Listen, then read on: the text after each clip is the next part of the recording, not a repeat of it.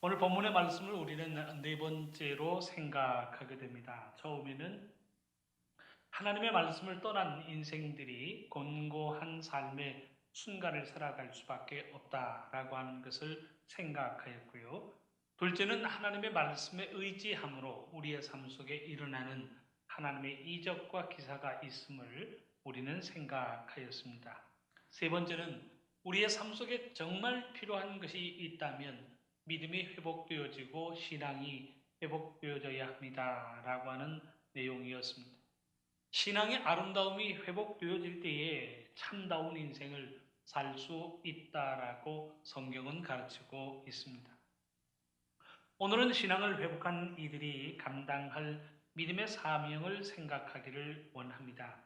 곧 모든 것을 버려두고 예수님을 따랐던 이들의 모습 속에서 우리가 감당해야 할 믿음의 모습이 어떠해야 하는가라고 하는 우리들의 믿음의 모습을 오늘 본문에 등장하는 제자들의 모습에서 찾을 수 있기를 바랍니다. 사랑하는 성도 여러분, 먼저 우리 스스로에게 나에게 있어서 신앙은 무엇인가? 라고 하는 질문을 한번 던져보시기를 바랍니다. 우리가 믿음을 가지고 살아가는데 내가 이 믿음을 통해서 이루고자 하는 것이 무엇인가? 믿음이 나에게 주는 의미가 무엇이고 내게 있어서 믿음이란 무엇인가? 라고 하는 질문을 한번 던져보시기를 바랍니다. 어떤 사람들은 이런 대답을 합니다. 나는 마음의 평안을 얻고자 신앙생활을 합니다. 라고 이야기를 합니다. 또 어떤 이들은 대답하기를 우리의 삶이 행복한 삶이 되기 위해서 나는 믿음 생활을 합니다. 라고 고백하는 사람들이 있습니다. 마음의 평안과 우리의 삶의 행복을 위해서 믿음을 가지고 하나님 앞에 나와 예배한다 라고 하는 것이 틀리지는 않습니다. 예수님도 말씀을 통해서 우리에게 그렇게 가르치고 계십니다. 마태복음 11장 28절의 말씀을 다 기억하시지요. 예수님 말씀하십니다. 수고하고 무거운 짐진 자들아 다 내게로 오라. 내가 너희를 쉬게 하리라. 마음에 근심이 있고 걱정이 있고 염려가 있고 삶을 통하여 감당할 수밖에 없는 많은 짐들이 있지만 예수 그리스도에게 와서 이 모든 문제를 해결받고 내 마음의 평안으로 채워지기를 원합니다. 예수님께서는 그런 의미를 가지고 수고하고 무거운 짐진 자들아 다 내게로 오라 라고 말씀하고 계십니다. 요한복음 14장 27절의 말씀을 보면 직접적으로 평안을 준다라고 하는 평안이라고 하는 단어를 사용해서 예수님 말씀하고 계십니다. 요한복음 14장 27절의 말씀입니다. 평안을 너희에게 끼치노니 곧 나의 평안을 너희에게 주노라. 내가 너희에게 주는 것은 세상이 주는 것과 같지 아니하니라. 너희는 마음에 근심하지도 말고 두려워하지도 말고. 마음속에 근심 없이 두려움 없이 평안을 가지고 사는 그 삶을 위하여 우리는 하나님 앞에 나와 예배합니다 라고 고백할 수 있을 것입니다. 그러니까 우리가 믿음을 통해서 얻는 것이 무엇인가요? 예수 그리스도를 마음속에 영접하여 마음의 평안을 얻고 예수 그리스도와 더불어 살아가는 가운데에 우리의 삶 속에서는 불안과 두려움을 찾아볼 수가 없습니다. 그리스도로 인한 행복이 우리의 삶 속에 자리하게 됩니다.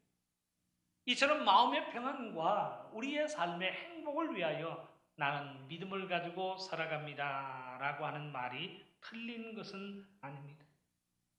그런데 믿음은 여기에서 한 걸음 더 나아가야 한다는 사실을 우리에게 가르치고 있습니다. 하나님께서 믿음을 통하여 이루시고자 원하시는 바는 그저 우리 개개인이 마음속에 평안을 가지고 사는 것, 그저 우리의 개개인이 행복만을 느끼면서 살아가는 것, 거기에서 그치지 않고 있습니다. 하나님이 우리를 그리스도인으로 부르신 것은 하나님의 뜻을 이루기 위한 하나님의 일꾼, 하나님의 청지기로 우리를 부르신다는 사실은 말씀을 기록하고 있습니다. 사랑하는 성도 여러분, 일꾼이란 어떤 사람인가요? 일을 하는 사람이 일꾼입니다. 일꾼이 일을 하지 않고 가만히 있으면 사람들은 그를 일꾼이라고 인정하지 않습니다. 하나님께서 우리를 일꾼으로 부르신다라고 하는 것은 하나님의 뜻, 하나님의 목적을 이루기 위한 그 목적을 가지고 우리를 하나님의 일꾼으로 부르고 계십니다. 하나님께서 감당하실 일이 있는데 이 일을 감당하기 위하여 우리를 일꾼, 우리를 청지기로 부르고 계신다는 사실. 그래서 명령을 받고 가만히 앉아서 일하지 않는 일꾼이 신실한 일꾼이 아닌 것입니다. 명령을 받은 대로 일을 감당합니다. 주어진 뜻과 목적을 이루기 위하여 자신을 헌신하여 그 일을 감당합니다. 그 일꾼이 신실한 일꾼, 신실한 청지기라고 하는 사실을 하나님의 말씀은 우리에게 가르치고 있습니다. 이러한 분명한 목적을 가지고 하나님은 우리를 일꾼으로 부르고 계십니다. 하나님의 뜻, 하나님의 목적을 이룰 수 있는 일꾼으로 우리를 부르사 하나님의 청지기로 세우신다는 사실을 말씀은 가르치고 있습니다. 그래서 오늘 본문과 함께 우리가 스스로에게 던져야 할 질문이 있습니다. 나는 내 소원을 이루기 위해서 하나님 앞에 나와 예배하고 기도하는가? 아내는 하나님의 뜻을 이루기 위한 하나님의 종으로 하나님 앞에 나와 예배하고 기도하는가? 나의 뜻을 이루기 위하여 하나님이 내 삶 속에 필요한 것인가? 하나님의 뜻과 목적을 이루기 위해서 우리의 삶을 하나님 앞에 청지기로 드려야 하는가라고 하는 질문의 내용입니다. 이 질문과 함께 오늘 본문의 교훈을 마음속에 새기는 시간들이 될 수 있기를 바랍니다. 오늘의 본문을 보면 우리는 예수 그리스도를 만난 베드로의 삶의 자리가 바뀌고 있다라고 하는 것을 발견하게 됩니다. 이제까지는 자신의 생업을 유지하기 위해서 갈릴리에서 고기를 잡는 어부로 살아왔던 베드로입니다. 그런데 예수님을 만난 이후에 이 삶의 자리가 바뀌고 있다는 사실을 오늘의 본문은 우리에게 가르치고 있습니다. 이제까지는 자신의 생업을 감당하기 위해서 고기를 잡던 어부의 자리에서 살아왔습니다. 하지만 이후부터는 예수 그리스도의 말씀과 하나님의 일들을 감당하기 위한 청지기의 자리로 삶의 자리를 옮기고 있습니다. 오늘 본문 10절의 말씀을 보면 예수님 말씀하십니다. 무서워하지 말라. 이제 후로는 내가 사람을 취하리라 라고 말씀하시면서 삶의 직분, 삶의 현장이 달라지고 있다는 사실을 증거하고 있습니다. 예수님의 말씀으로 인하여 베드로의 삶의 자리가 바뀌었다라고 하는 내용이 11절에 나타나고 있습니다. 말씀은 이렇게 기록합니다. 그들이 베드로를 육지에 대고 모든 것을 버려두고 예수를 따르니. 이제까지 자신의 삶을 유지해왔던 모든 것, 자신의 직업의 전부라고 이야기할 수 있는 모든 것, 아침에 일어나 저녁까지 감당해왔던 그 모든 것을 버려두고 예수를 따랐다는 사실을 말씀은 기록하고 있습니다.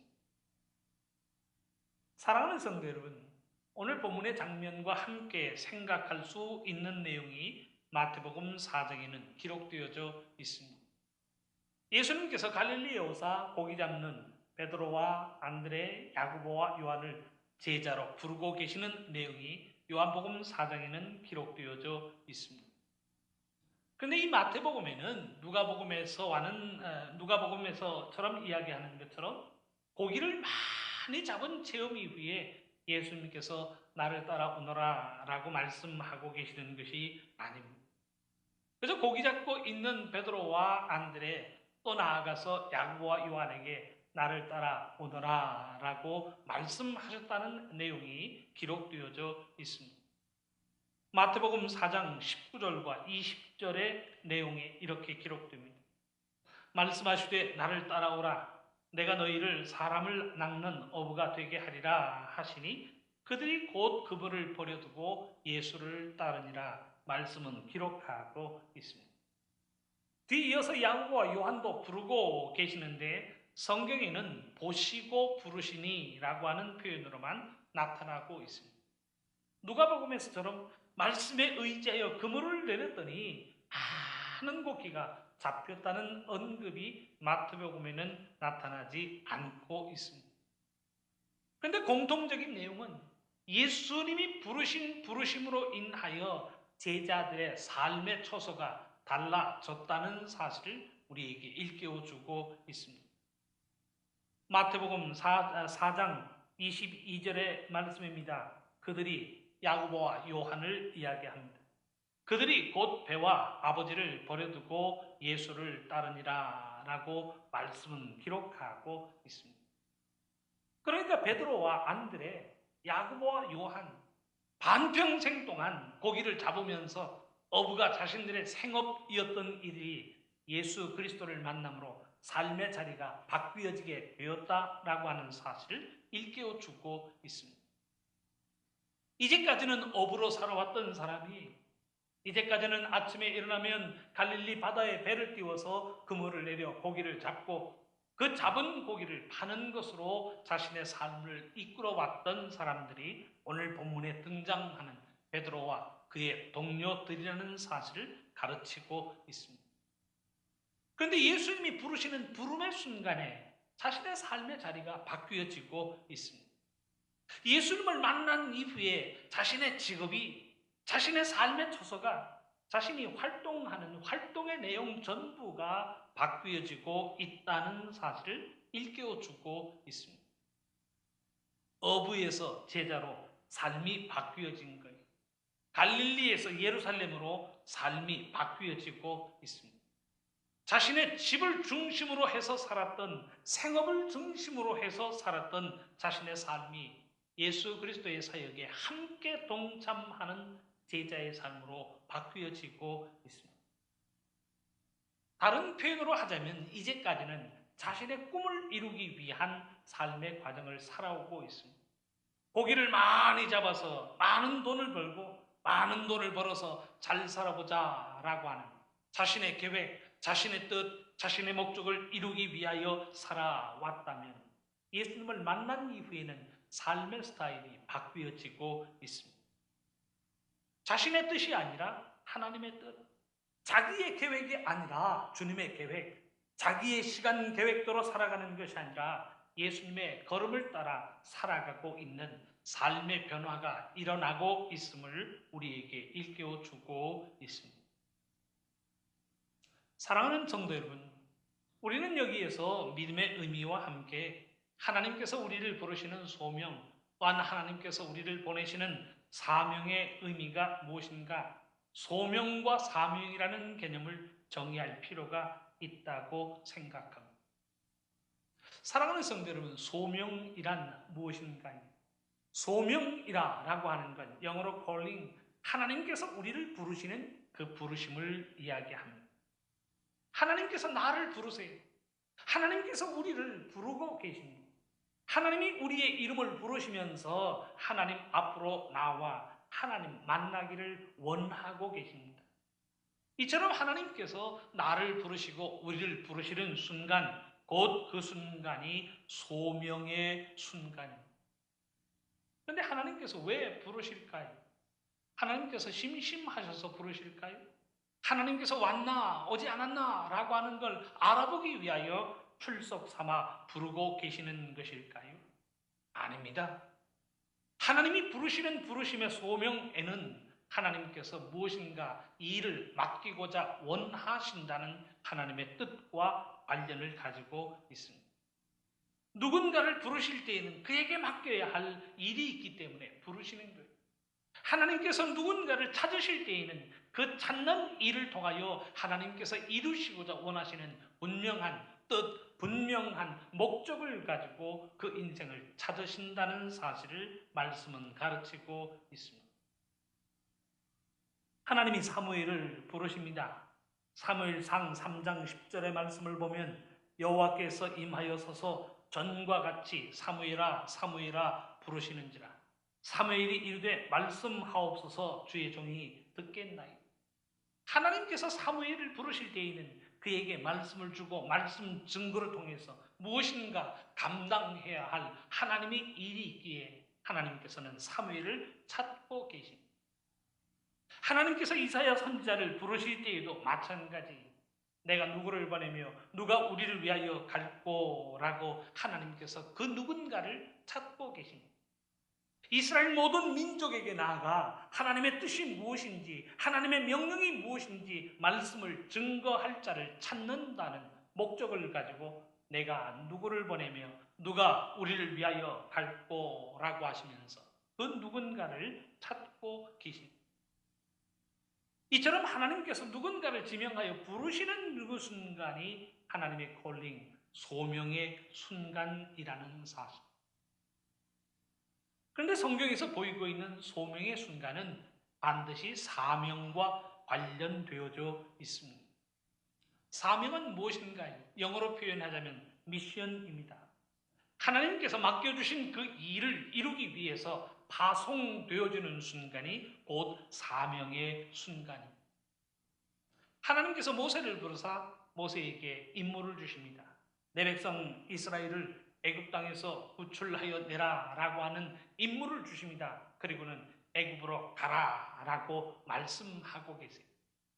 사명을 주시고 그 사명을 이루기 위해서 가라라고 말씀하시는 순간이 곧 사명의 순간입니다.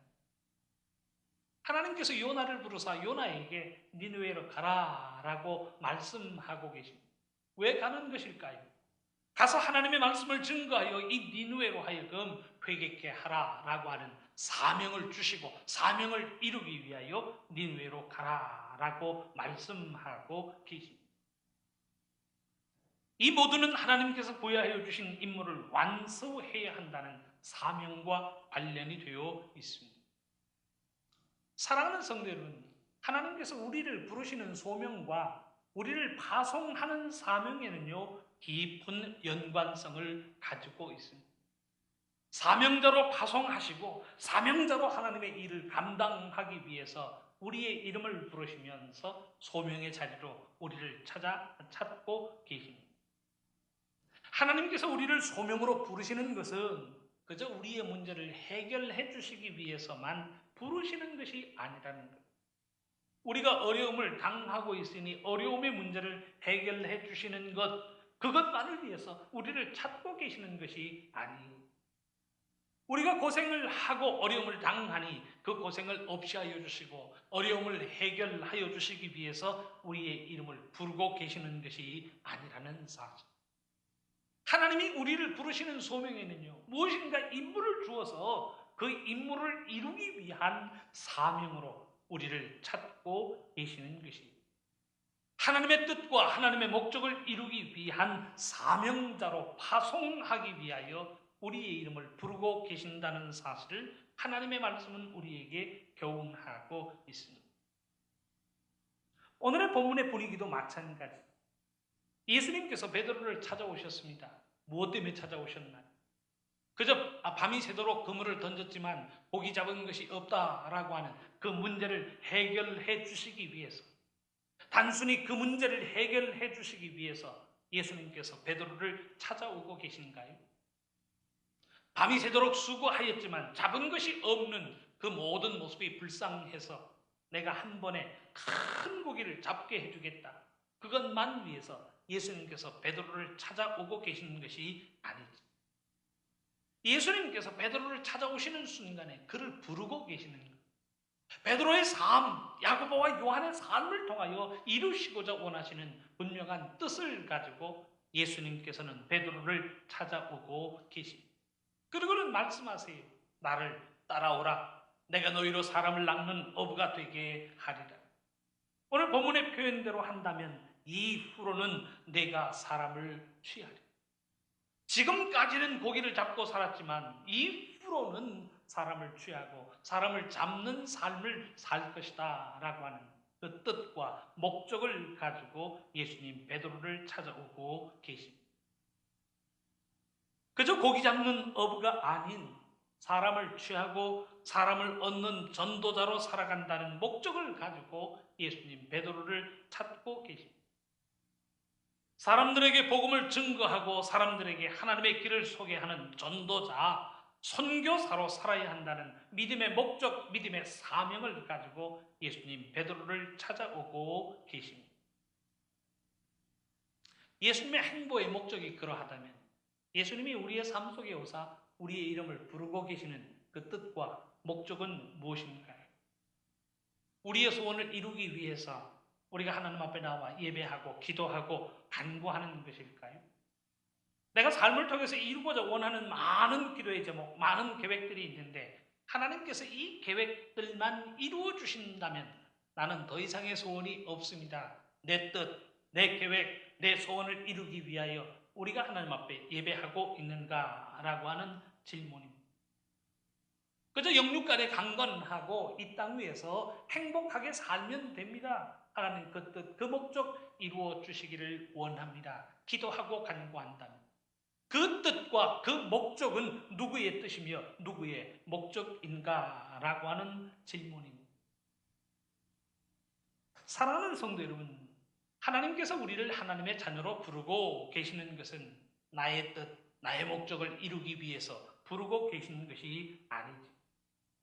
여기에서 한 걸음 더 나아갑니다. 하나님께서 우리를 하나님의 자녀로 부르시고 그리스도인으로 세운 것은 하나님의 뜻, 하나님의 목적을 이루기 위하여 우리를 부르고 계신다는 사실을 말씀은 가르치고 있습니다. 우리의 삶의 헌신을 통하여 하나님의 뜻을 이루기를 원하고 계세요.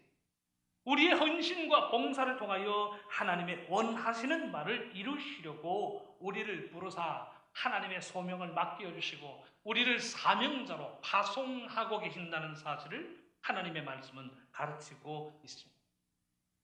내가 하나님을 종으로 부르는 것이 아니에요. 하나님이 우리를 종으로 부르십니다. 내가 소원을 이룰 때에만 하나님 그러고 찾는 것이 아니죠. 하나님의 뜻과 목적이 있어 그 뜻과 목적을 이루기 위하여 헌신할 자가 필요할 때 하나님은 소명으로 그 누군가를 찾고 계십니다. 사랑하는 성도 여러분, 하나님의 말씀에 기록되어진 하나님의 모든 말씀이 어떤 어투로 기록되어졌는가라고 하는 것을 한번 생각해 보시기를 바랍니다.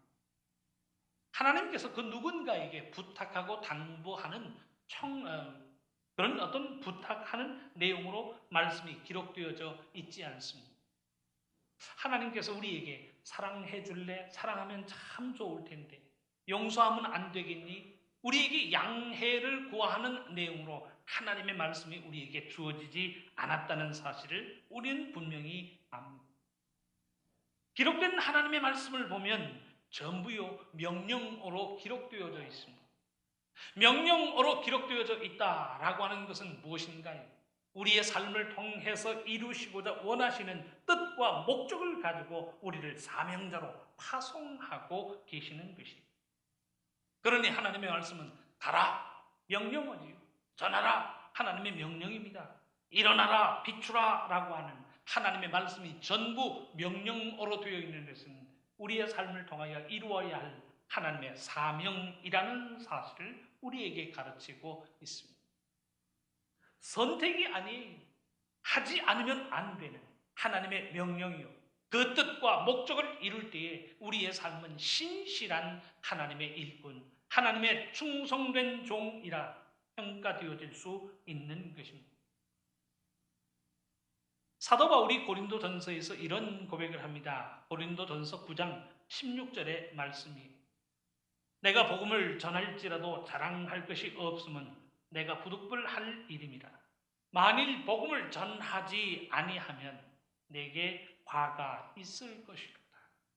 이게 사명자의 마음속에 가져야 할 생각입니다. 하나님께서 우리에게 부탁하신 거라면 형편에 따라요 거절할 수도 있습니다. 기도하라 말씀하셨는데 하나님 내가 요즘 바빠요. 기도할 시간이 없습니다. 용서하라 라고 말씀하셨지만 하나님 저 사람은 용서의 정도를 벗어났기 때문에 용서할 수 없습니다. 죄송하지만 하나님의 부탁을 들을 수 없습니다. 그렇게 변명할 수 있겠지. 그런데 사도 바울의 고백의 내용이 무엇인가요? 하나님께서는요 하나님의 명령으로 우리에게 말씀을 남기고 계십니다. 그 말씀대로 하지 않으면 신실한 종이 아니요 성실한 청지기가 아니라는 사실을 우리에게 일깨워주고 있습니다. 왜인가요? 우리의 뜻을 이루기 위하여 존재하시는 하나님이 아니라 하나님의 뜻, 하나님의 목적을 이루기 위하여 우리의 인생이 존재한다는 사실을 하나님의 말씀은 가르치고 있습니다.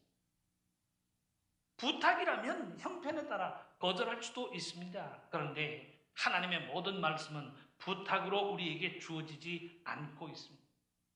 사랑하라, 용서하라, 말씀을 증거하라, 전부 하나님의 명령입니다. 용서하지 않으면 용서받을 수 없고 사랑하지 않으면 하나님께 속한 자가 아니라는 엄명으로 우리에게 주시는 하나님의 명령이라는 사실을 우리는 기억해야 합니다.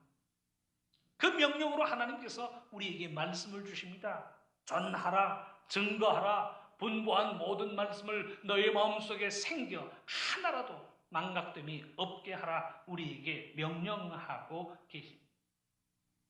그 명령의 의미를 가지고요 예수님께서 베드로에게 등장하사 말씀하고 계십니다. 두려워하지 말라. 이제후로는 내가 사람을 취하리라. 마태복음 4장 19절의 말씀대로 한다면 나를 따라오라 라고 하는 명령으로 우리의 삶 속에 하나님의 말씀을 남겨주고 계십니다. 사랑하는 성도 여러분, 어쩌면 우리들의 고민은 하나님의 명령이 무엇인가 라고 하는 것보다는 하나님의 명령을 알고 있는 우리들이 어떤 삶의 반응을 보여야 하는가 라고 하는 것에서 우리들의 고민이 시작된다고 생각합니다. 명령을 아는데 이 명령에 우리가 어떤 반응을 보이고 있는가 라고 하는 것이 우리들의 실제적인 고민이라는 이야기입니다. 오늘 본문에서 베드로와 그의 동료들은요 단호하게 결단하면서 예수 그리스도의 부르심에 응답하고 있습니다. 11절의 말씀이 그 모습을 우리에게 보이고 있습니다. 그들이 베드로를 육지에 대고 모든 것을 버려두고 예수를 따르니라. 그들에게 예수님의 명령이 주어졌을 때 그들은 지체하지 않았어요. 예수님의 말씀이 선포되어졌을 때 이거 어떻게 하나 우왕좌왕하지 않았습니다. 말씀이 선포되어지는 순간 예수님께서 명령하시는 순간 그들은 모든 것을 버려두고 예수 그리스도를 따라 나서고 있다는 사실을 우리에게 가르치고 있습니다. 이게 믿음의 결단 아닌가요? 용서를 구하고 사랑을 구하는 우리에게 세상 모든 것을 다 내려놓고 사랑을 이루고 용서할 수 있는 사람들이 곧 하나님의 신실한 종이라는 사실.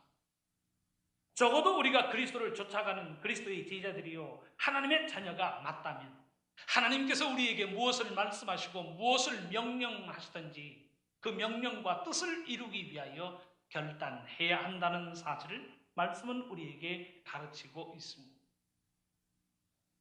이 본문의 교훈을 그저 신학교 입시생들의 입장에서만 해석하지 않기를 원합니다. 아무개가 직장 그만두고 신학교에 갔대, 어느 누구가 다른 대학에 진학하지 않고 신학교에 갔대 라고 하는 차원에서만 오늘 본문의 말씀을 이해하지 않기를 바랍니다. 그리스도를 향한 우리들의 믿음에 어떤 결단의 모습을 가져야 하는가라고 하는 것을 우리에게 이야기하고 있습니다. 본문에서 이야기하는 모든 것을 버려두고 예수를 따랐다라고 하는 속에서 우리가 버리지 못하는 그 모든 것이 무엇입니까? 말씀대로 살지 못하고 말씀대로 결단하지 못하도록 만드는 그 모든 것을 버리지 못하고 지금도 움켜쥐고 있는 것이 무엇인가라고 하는 것을 생각해 보시기를 바랍니다. 그것 중에 우리들의 고집은 없는가요? 이제까지 살아왔던 과거의 삶의 습관은 없습니까? 아직도 버리지 못하는 세상적이고 인간적인 가치관은 우리의 마음속에 자리하고 있지는 않습니다. 그것을 버리지 못할 때에는 결코 예수 그리스도를 따라갈 수 없다는 사실을 우리에게 일깨워주고 있습니다. 우리의 모든 것을 버려야 예수 그리스도를 따라갈 수 있습니다. 내 고집의 모든 것, 내 편견의 모든 것, 내 감정의 모든 것, 과거의 못된 행실조차도 청산하지 못한다면 우리는 그리스도를 쫓아갈 수 없습니다.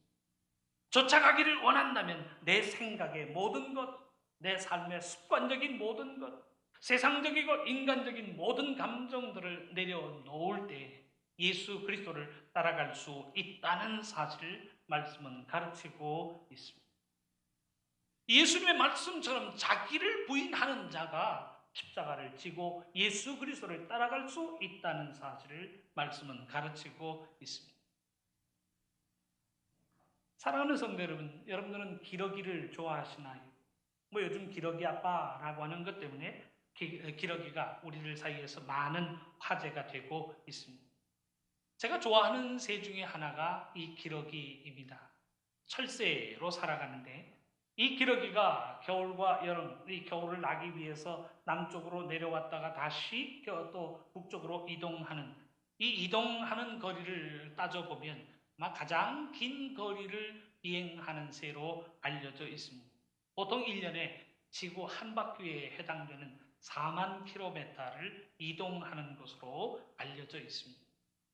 하늘을 날 때 보면 V자를 그리면서 아주 효율적인 과학적인 방법으로 자신들의 힘을 비축하면서 한꺼번에 먼 거리를 날아가는 새로 알려져 있습니다. 그 먼 거리 여행을 감당하면서도 서로 돌아가면서 선두에 서고 그러면서 서로를 도와주면서 한 마리의 낙오자 없이 그 먼 거리의 여행을 감당하는 새로 알려져 있습니다. 뭐 기러기도 여러 종류가 있는데 인도 기러기라고 있습니다. 인도 기러기가 유럽과 인도를 오가면서 티벳과 인도를 오가면서 히말라야 산맥을 넘는데요. 이 히말라야 산맥이 보통 7,000에서 8,000m가 넘습니다. 굉장히 바람이 세서 뭐 어느 누구도 어느 새들도 넘어가기 힘들다라고 하는 그 히말라야도 결국은 때를 따라 이동하면서 넘어가는 철새가 인도 기러기의 종류로 알려져 있습니다. 그래서 누구나 이 기러기가 비행하는 모습을 보면 기분 좋다라고 하는, 힘이 있어 참 좋다, 서로 돕는 모습이 좋다라고 하면서 항상 긍정적이고 희망적인 이미지를 주는 것이 이 기러기의 비행하는 모습입니다. 근데 기러기 중에요, 머스코비 기러기라고 하는 기러기가 있습니다. 혹 여러분들 이름을 들어보셨는지. 이 머스코비 기러기라고 하는 기러기의 모습을 보면 여기 벼슬이 있어서요, 언뜻 보면 닭처럼 생겼습니다. 그런데 자세히 보면 닭하고는 달라요. 닭인가? 그러고 보면 닭이 아닙니다. 근데 주둥이를 보면 오리 주둥이처럼 좀 널쭉하게 되어 있습니다. 보통 기러기가 좀 입이 뾰족한 반면에 이 머스코비 기러기는 좀 넓은 오리 주둥이의 모습을 한 그런 주둥이를 가지고 있습니다. 그런데 이 머스코비 기러기가 가지고 있는 특징이 있습니다. 그 특징이 무엇일까요? 이 기러기는요, 하늘을 날지 못하는 기러기로 알려져 있습니다. 분명히 닭은 아니에요. 분명히 오리는 아닙니다. 이름은 기러기라고 되어 있습니다. 그런데 한 번도 창공을 날아본 적이 없는, 아니 날려고 생각도 하지 않는, 그래서 땅에서 뒤뚱뒤뚱 하면서 살아가는 기러기가 이 머스코비 기러기입니다. 사람들이 이 기러기를 잡아다가요 식용으로 쓰려고 사육한 그런 기러기가 이 머스코비 기러기입니다. 그래서 이 기러기를 기를 때에는요, 벽만 쳐놓으면 돼요. 울타리만 쳐놓으면 날아가질 않습니다. 뚜껑이 없어도요, 새들이 날아가지 못하고 울타리 안에서 주는 모기를 먹어가며 살아가는 기러기가 머스코비 기러기랍니다. 왜 날지 못할까요? 사람들이 식용으로 사용하기 위해서 사육을 한 결과예요. 이 기러기들은요, 날 생각을 하지 않아요. 날개는 가지고 있지만 날갯짓을 하면서 하늘을 비상하여 날아본 적이 없는 새들입니다. 그렇게 살다가 보니까 그들의 본능에도 우리는 새가 아니야, 우리는 날 수 없어, 날 생각조차도 망각해 버린 채 살아가는 기러기가 머스코비 기러기랍니다. 다른 기러기들은요 7천, 8천의 고봉도 넘어섭니다. 4만 킬로미터의 먼 거리를 날면서도 서로 협동하면서 장소를 옮겨가면서 아름다움을 사람들에게 증거하고 있습니다. 그런데 머스코비 기러기는요, 주인이 주는 먹이만 받아먹으면서 자신의 죽을 날만 기다리고 살아가는 기러기가 모스코비 기러기입니다. 이 기러기 이야기를 들으면서 제 모습을 이 모스코비 기러기에 비추어 봅니다. 내 삶이 이 모스코비 기러기의 모습이지는 않는가. 하나님이 말씀의 능력을 가르쳐 주셨음에도 불구하고 말씀의 능력을 체험해 본 적이 없어요. 우리가 기도의 능력을 알면서도 기도의 능력을 체험해 본 적이 없습니다. 두 날개를 가지고 있으면서도 하늘을 한번 날아본 적이 없는 모스코비 기러기처럼 하루하루의 삶 속에서 걱정하고 염려하며 내일은 무엇을 먹을까, 내일은 무엇을 마실까 걱정하며 염려하며 살아가는 우리들의 삶은 아닌가. 하나님께서 우리를 부르시는 부르심의 목적은 그저 오늘 하루에 일용할 양식의 문제를 해결하기 위하여 부르신 것이 아닙니다. 말씀의 능력, 기도의 능력을 통하여 하나님의 뜻, 하나님의 목적을 이루기 위해서 우리를 하나님의 사도로 부르고 계십니다. 하나님의 일을 감당하는 일꾼으로 우리를 부르고 계신다는 사실. 그런데 일하지 않는다면, 말씀을 알고도 기도를 알고도 일하지 않는다면 날개를 가졌으면서도 하늘을 날아본 적이 없는 모스코비 기러기와 다를 바가 무엇 있는가라고 하는 질문입니다. 바라기는 사랑하는 성도 여러분, 우리의 이름을 부르면서 소명의 자리로 우리를 부르시는 주님의 음성에 응답할 수 있기를 바랍니다. 나를 부르시고 우리를 부르시는 주님의 말씀에 응답하여 믿음의 날개를 활짝 펴고요. 말씀의 능력의 날개, 기도의 능력의 날개를 펴고 하늘로 비상할 수 있는 우리들의 삶이 될 수 있기를 바랍니다. 아니란 생각을 던져야 일어설 수 있습니다. 게으름을 버리고 나태함을 버려야 하늘로 비상할 수 있습니다. 그 결단이 우리의 삶을 하나님의 뜻을 이루기 위한 힘찬 비상을 약속하여 주는 것입니다. 사랑하는 성도 여러분, 우리가 하나님의 말씀을 듣는 것으로만 그쳐서는 안 됩니다.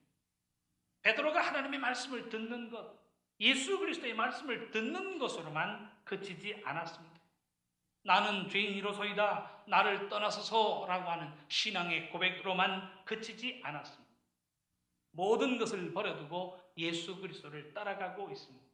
이제까지는 어부였고 이제까지는 자신의 생업만을 위하여 살아가는 사람이었지만 이후로는 사람을 낚는, 사람을 건져내는 구원의 일을 감당하는 하나님의 사도로 살아가고 있습니다. 어부에서 전도자로 바뀌고 갈릴리에서 예루살렘으로 삶의 자리를 옮기고 있는 그 아름다운 변화가 오늘의 본문을 통하여 우리에게 나타나고 있습니다. 바라기는 우리를 부르시는 하나님의 소명의 자리에서 우리의 삶에도 이러한 변화의 아름다움이 일어날 수 있기를 바랍니다. 모든 것을 다 버려두고 그리스도를 따라 하는 일마다 하나님의 뜻과 목적을 먼저 이루어낼 수 있는 우리 모두의 삶이 될 수 있기를 주님의 이름으로 축원합니다.